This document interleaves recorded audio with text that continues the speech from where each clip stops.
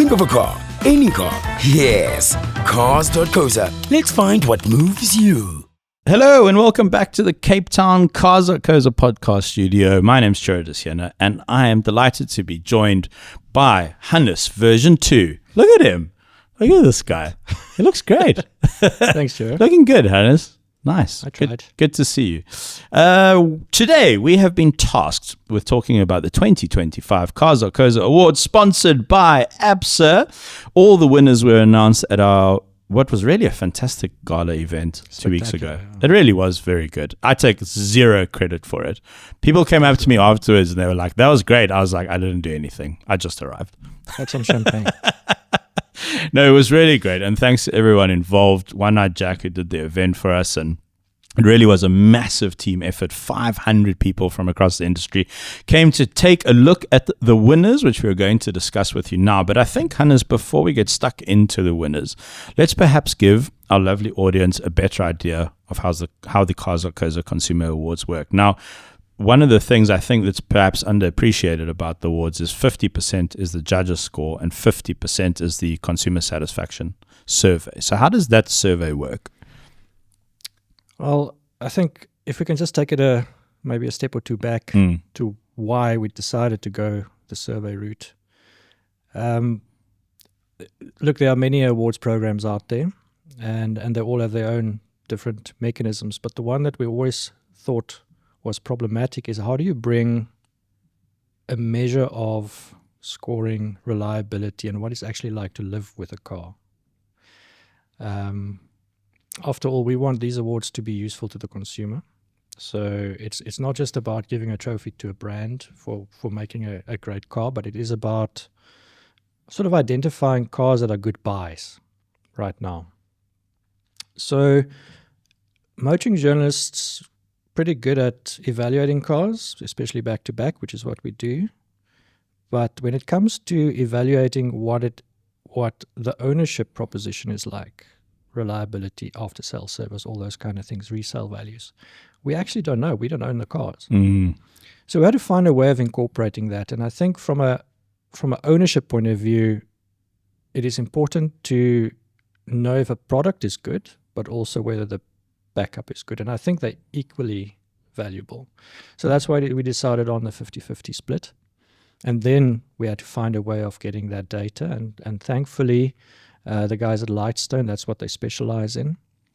And together with them, we developed a survey, which essentially tests owners of cars, not necessarily the specific models in the survey, because in many cases they're brand new, but at a brand level, what was the purchasing experience like? What is the after sales experience like? What's the reliability of the product like? The product rating, and then they also, with access to all their financial data, know what the resale values of brands generally are. So all of that is put together into a brand score and applied to the judges' scores. 50-50 split, and yeah, that's where we end up with the result that we do. Do you find then, when you're putting together the winners list, that you might have a car which scores well with the judges, but perhaps doesn't score so well with the consumer survey, and vice versa? Absolutely. If you look this year, cars that won with the judges, there were 4 cars that didn't end up winning that category, but they were tops with the judges.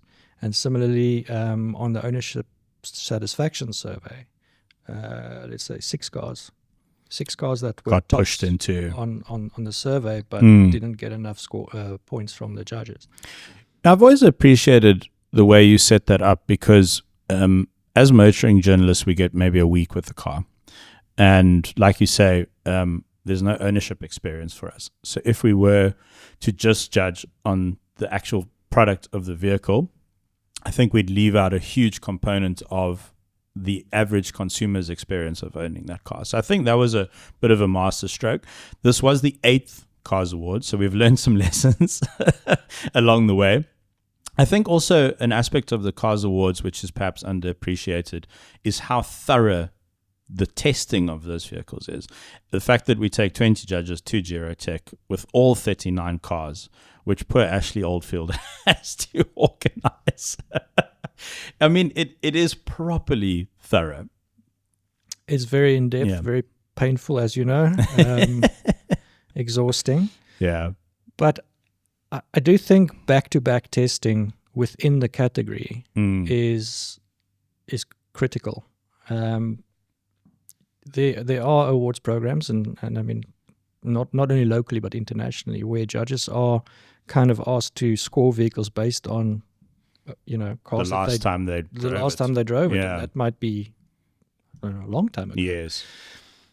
And coupled with the fact that, remember, for Cars Awards, we don't only include vehicles that were launched in the past year. We look at the entire market.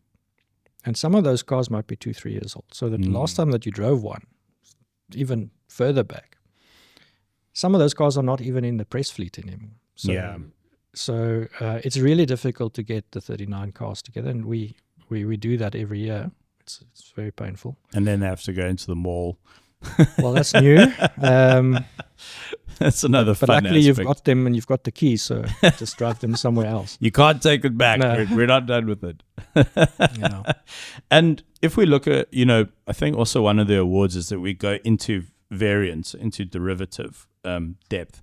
I think the last time someone mentioned a figure to me that if you take all the models on all the brands, all the models they have, and then you go down to derivative level, I think there's something like 2,700 separate vehicles on the market, which we then narrowed down based on criteria for each category, which also has a price cap as well. So in building those categories, how do you modify them from year to year to better reflect the movements in the market?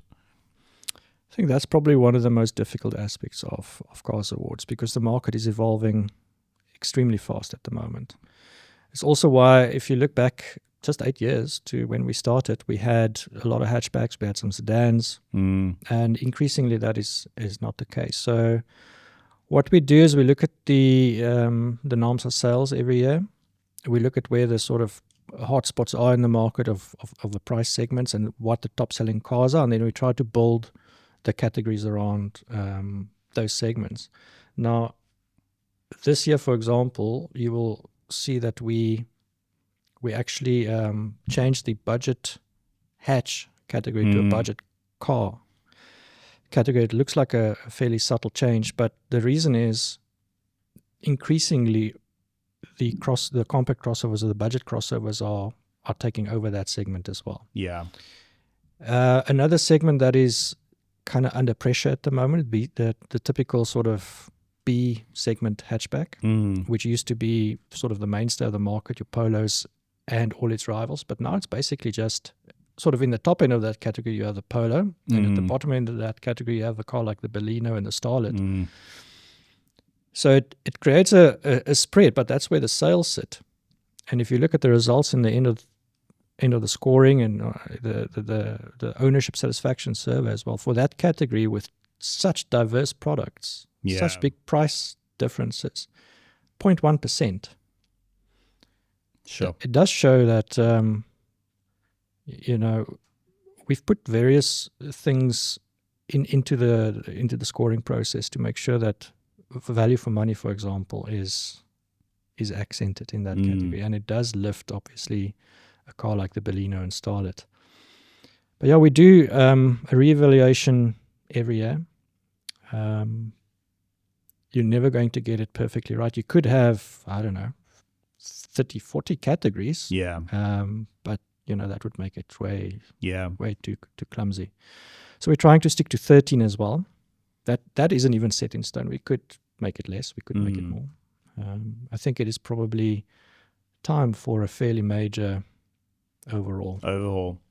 I think as well, I obviously, as motoring journalists, we get approached by friends and family and colleagues that we haven't spoken to in 10 years, and their moms need help buying cars and all the rest of it. I think what the advice I always give to people is, they'll call me and say, cool, this is kind of my budget. I kind of like this. What else should I drive? And, and I always say, just go test drive it. You got to live with a car and make sure you enjoy it. So I think one of the benefits of Cars Awards is that because we have 5 semi-finalists in a category, so that's 13 times 5, 50, 65 cars, right, which start off. Then that goes down to 39, 3 and 13 categories. There's also obviously brand of the year But I think one of the benefits of our awards is where we can say, this is a great car in the segment for these reasons, and this is why it won. However, it had 4 semi-finalists in that space as well, and we also recommend those cars. Yeah. Absolutely, and that was one of the founding principles, I think, of Cars Awards, is that we want this to be used as a shortlisting tool. Yeah. So the top 5 already, if you just buy one of these 5, you're buying one of the best 5 cars in that segment. Yeah. Top 3 also, obviously, it becomes more narrowed down, and then ultimately everybody looks at the winner. But if you look at the scoring in detail, the gaps are sometimes incredibly small. And so it might be a simple case of which dealership gives you the better trade-in, what is your brand preference. But at least now you know this car is in the top 5. So it's up there. Hannes, I think also a lot of Cars Awards happens out of the public eye. And then the event is this one spectacular night. But actually, this is pretty much a year-round process. It does take a long time. We usually have to start buttoning down categories around mid-year. The planning for the event starts not long after that, because it is you can imagine an event like that scale. It takes a long time to put together. But also, to get the testing dates, you need to be. Geratech is quite a busy place. You need to book well in advance. And then the surveying, to get the kind of sample sizes that we're looking for, surveying in itself is difficult these days. You know what happens when somebody phones you to ask you some questions. No, I don't answer my phone. Yeah. So it takes a while to get all the surveys in. And luckily that's not really it is our problem, but it's not something that we do ourselves. We leave it to the experts. But that does take a significant amount of time. And that is kind of the way that we do it at the moment, is we only survey the brands that are actually in the finalist stage. So we can only start really moving on that as well once we've got the finalist button. I see. Yeah. So our colleague Dave Taylor made a fantastic film a couple of weeks back about the winners, but I think we'll link to that in the description below. We'll also link to the page on our site where there's finalists and then where there's the winners. But I think for the purposes of this video, I'm going to quickly run through the winners, and then perhaps we just dig into one or two of the categories. So first category, best budget car below 300,000. Winner was the Suzuki Swift, the brand new one. Best compact hatch was the Polo, below 500,000. Best budget crossover was the, what is that a Toyota or a Suzuki? I can never tell. Toyota Urban Cruiser. I'm just being cheeky. You've got picture cards there. Best compact, I don't test new cars anymore. I'm useless. I just drive old cars. Best compact family cars, under 600,000 Corolla Cross. There wasn't the hybrid though. It was just the 1.8 XR. Hybrid? Was it the hybrid? Ah, there we go. See, I wasn't even a judge this year. I'm not even sure why I'm doing this podcast. Family car, Kia Sportage, really lovely car. That actually defending champion. Best premium crossover was the Mini Countryman.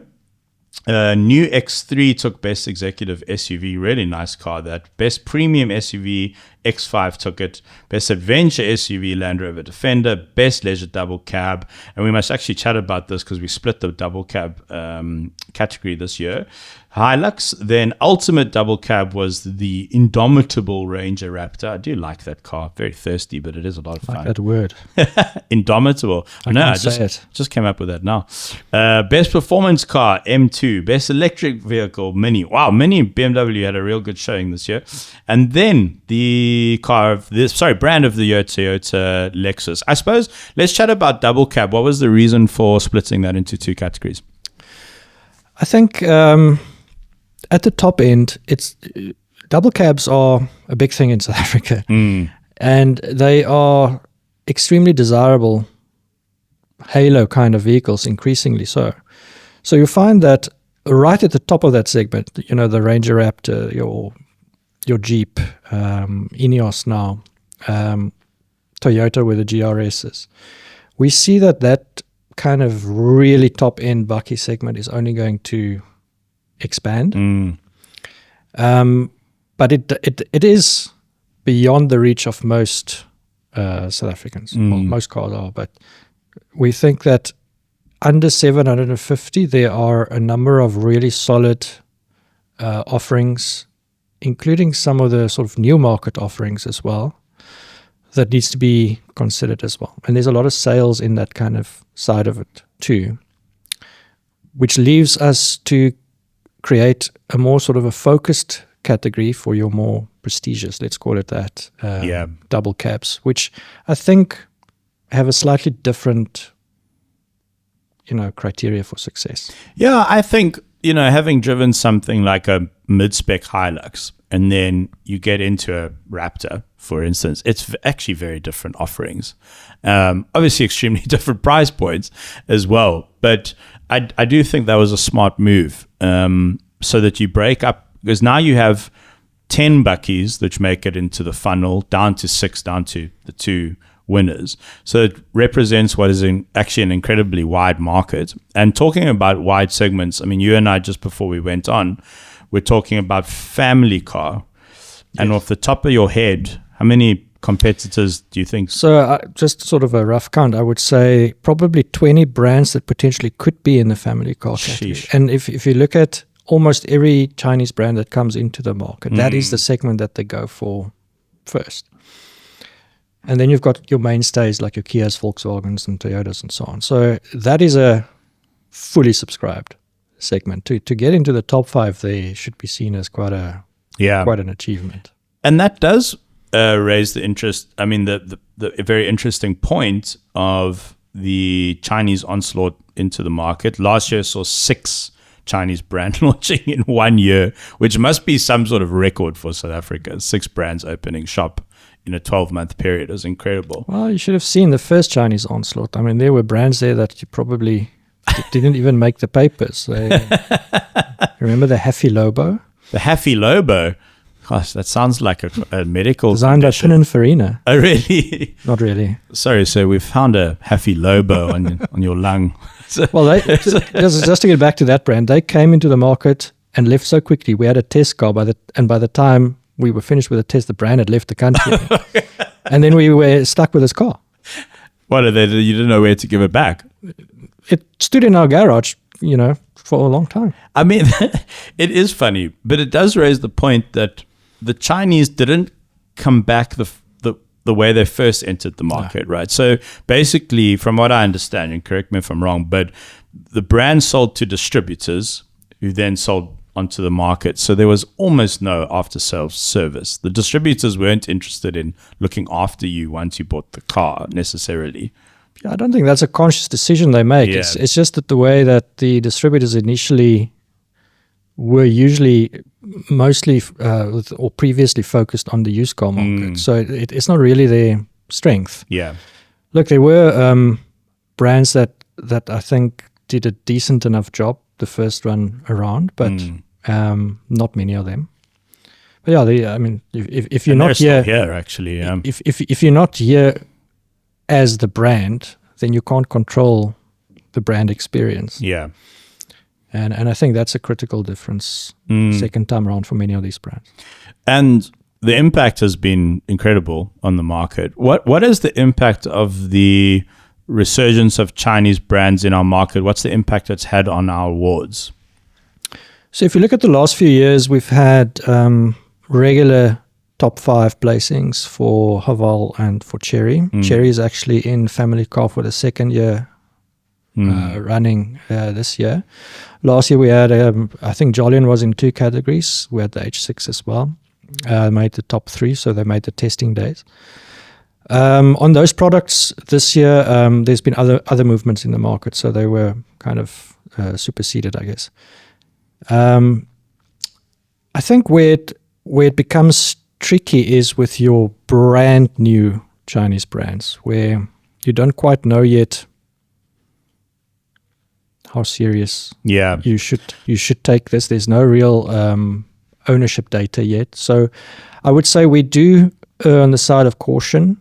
And I think correctly so when it comes to just including brands. But you will start seeing them come through. The more dealers there are, the more sales there are. Yeah. But even then, I think brands should just also be aware that, the survey plays a fairly big role in it. So you may sell thousands of vehicles a month. It doesn't necessarily mean that the people who buy them are always extremely positive. And coming in from scratch, it does take time to build a dealership network that can cope with the volumes that you're doing. Yeah, that's a very good point. These growing pains that the brands are experiencing. Yes. And that is normal. That's not to say that they're doing a terrible job or whatever, but there's always going to be these, few years where you iron these things out. It was the same with all the other brands, when they first came to the country. I mean, since becoming an agony aunt of motoring over the years, not you, me, the brand, and I say this with great kindness and respect because it's more of a logistical problem, but when we started these awards, Suzuki won Brand of the Year twice. And I think at the time they were maybe selling 300 to 400 cars a month. They now sell 6,000. And when you grow that fast, the growing pains are there. And the brand that I actually get a lot of complaints about now in terms of after sales service is Suzuki. And are you seeing that in the survey results that are coming through? Yeah, look, I wouldn't say it's a concern necessarily, but they are not in the top 3 this year. In terms of what our consumers are telling us. Yeah. So they used to be consistently in the top 3. Yeah. But as I say, I don't think it's necessarily a concern. I think it's just growing pains. And they're still good enough for it to not derail them. And it's very close actually in that sort of band where they're sitting. If you look at the Suzuki Swift, actually, the one Suzuki that won this year, it didn't win any of the 2. So it didn't win the judges. It didn't win the judges. And it didn't the survey. win the judges, the consumer side either. But it was consistently strong and enough in both, finished second in both. But so the scores were close enough. Yeah. And then the average score gave it to win. And I think that's fair. Yeah. Yeah. That category also for me, I mean, we made the category comparison video. So it was Mahindra 3XO, Hyundai Exter, and Suzuki Swift. And in my opinion, 3 very good cars. In my estimation, the Exter was the weaker product of the 3, although very well priced. But if you take apart a category like that, how did Mahindra do in terms of product and survey, and how did Hyundai do in terms of product and survey?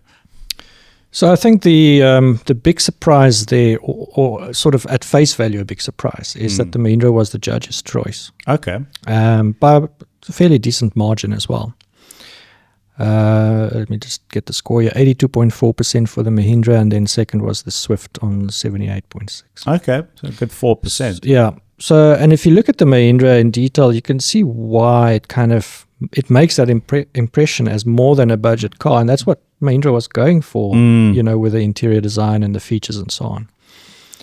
But in terms of the satisfaction survey, and you must remember that there are not a lot of, or there wouldn't potentially be any 3XOs in the survey sample, because it's brand new. It was brand new.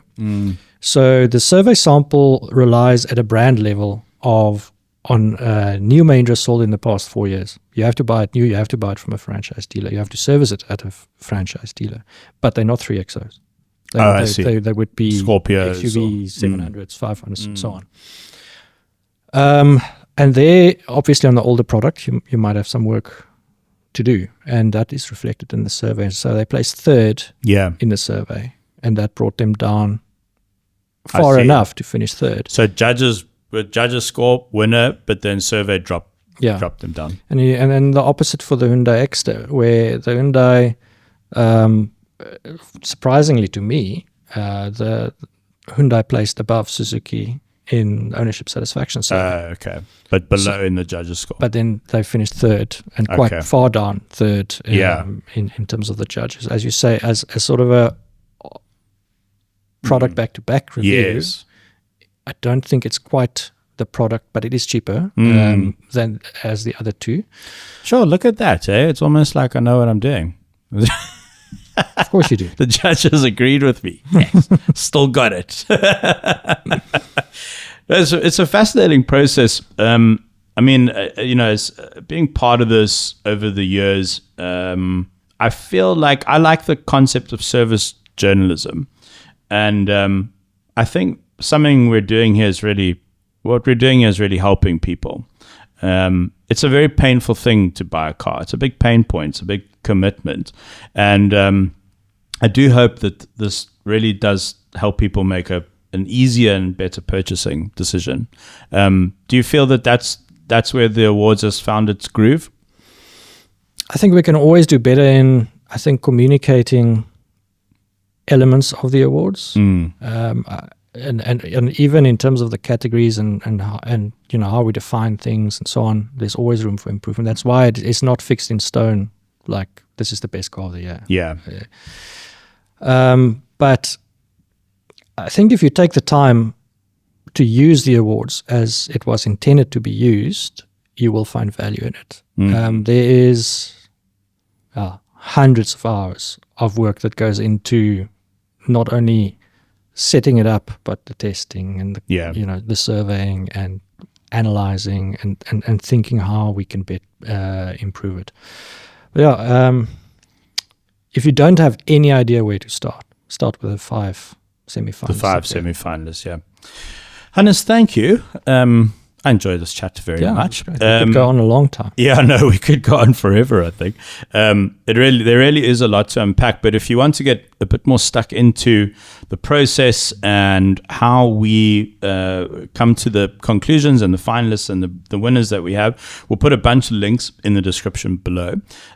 Also, check out our awards playlist on the YouTube channel, because this year we worked our guts off and we shot 13 comparison videos, which the crew still haven't forgiven me for suggesting in 36 degree heat in Gerotech. No, you know what? It was a lot of fun. And for me as well as a journo, also such a great learning experience, to drive cars back to back like that, and really gives you context in the market. So, as Hannes and I said, we do hope you find this useful. There is a lot of information there, from the 65 semi-finalists down to the 39 finalists, down to the 13 winners, and then brand of the year, which this year was Toyota Lexus, I think, for the 3rd time. Hey?